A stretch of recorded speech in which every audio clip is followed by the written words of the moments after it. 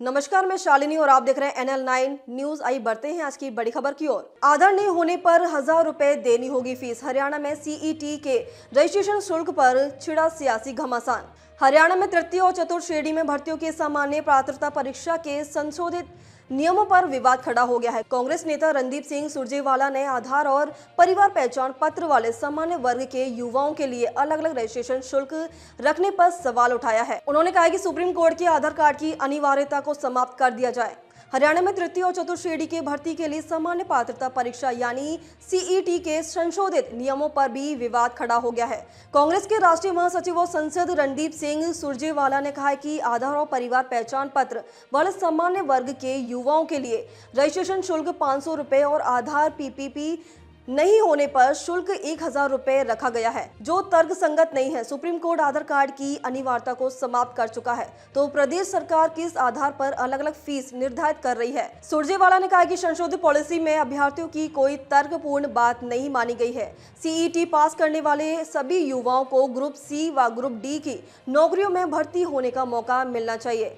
अगर किसी युवा ने कड़ी मेहनत व सालों के इंतजार के बाद CET पास कर लिया तो उसे चयन प्रक्रिया में हिस्सा लेने से क्यों रोका जा रहा है। सरकार ने यह भी स्पष्ट नहीं किया है कि जो 10 गुना युवा चयन प्रक्रिया में बुलाए जाएंगे वे पद से 10 गुना होंगे या कैटेगरी की कुल पोस्ट के 10 गुना होंगे। वार्षिक परीक्षाओं में अभ्यर्थियों को सफलता का मंत्र देने के लिए हर वर्ष प्रधानमंत्री नरेंद्र मोदी परीक्षा पर चर्चा कार्यक्रम का आयोजन करते हैं।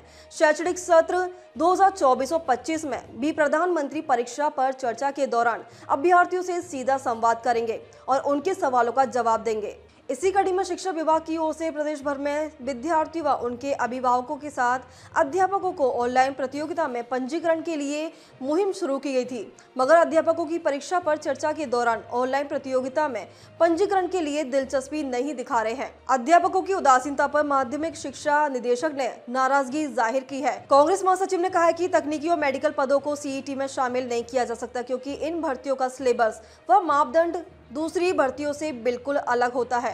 टेक्निकल और नॉन टेक्निकल भर्तियों को समान दृष्टि से नहीं आंका जा सकता, फिर भी CET में टेक्निकल भर्तियों को शामिल कर दिया गया है। पॉलिसियों में खामियों के चलते भर्तियों की अदालती पचड़ों में फंस सकती है। अगर किसी युवा ने कड़ी मेहनत व सालों के इंतजार के बाद CET पास कर लिया हो तो उसे चयन प्रक्रिया में हिस्सा लेने से क्यों रोका जा रहा है। सरकार ने यह भी स्पष्ट नहीं किया है कि जो 10 गुना युवा चयन प्रक्रिया में बुलाए जाएंगे वे पदों से 10 गुना होंगे या कैटेगरी के कुल पोस्ट के 10 गुना होंगे। अब तक के लिए बस इतना ही, फिर होगी आपसे मुलाकात। तब तक के लिए नमस्कार और देखते रहिए NL9 न्यूज।